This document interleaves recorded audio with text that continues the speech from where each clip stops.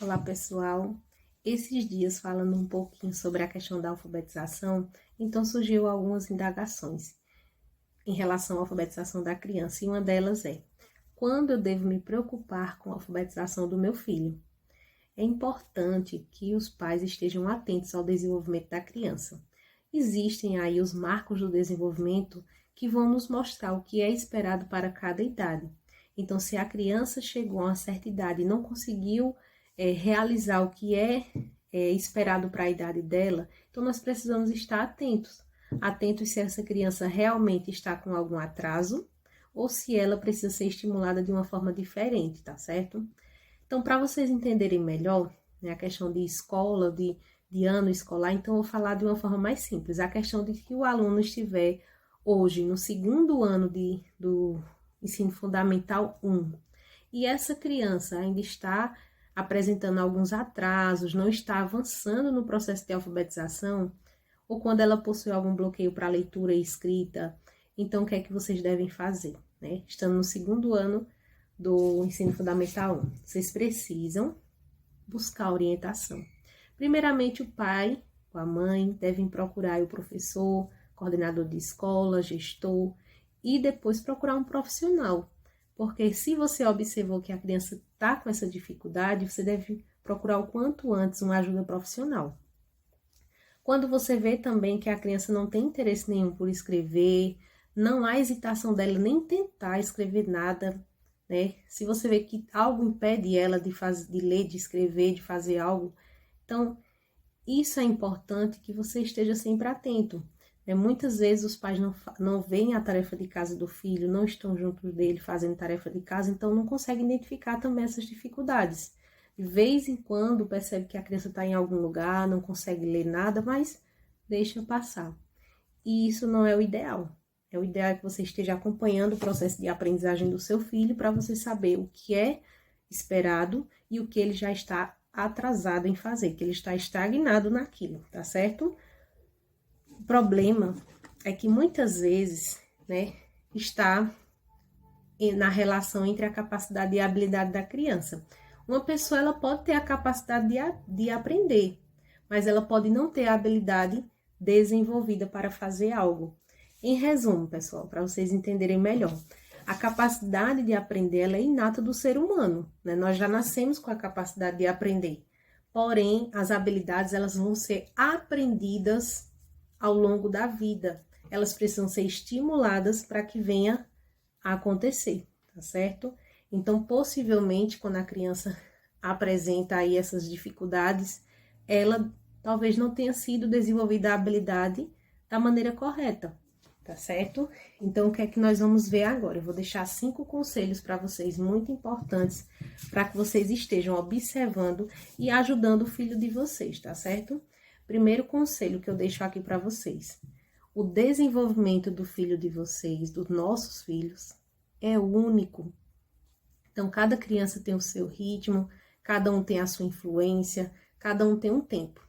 O que a gente precisa observar é que esse tempo não deve ser muito longo, ele não deve ser ultrapassado daquilo que é esperado. Sempre observando o que é esperado para cada idade, tá certo? Número 2, cada idade, tá certo? Número 2, nossos filhos, eles merecem que os pais tenham inteligência emocional para lidar com as suas próprias ansiedades, porque muitas vezes a ansiedade do pai é tão grande para que essa criança aprenda a ler e escrever que acaba atrapalhando. Então, a gente tem que lidar primeiramente com as nossas emoções para poder orientar os nossos filhos também. Número 3 é que você, às vezes, está muito ansioso, você começa a comparar o seu filho com outras crianças, crianças da escola dele, às vezes familiares, um primo, uma prima aí, e você começa fazendo essa comparação e acaba influenciando de uma forma negativa o processo de aprendizagem do seu filho.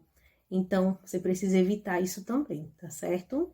Número 4 é que o mundo, ele por si só já é um mundo competitivo.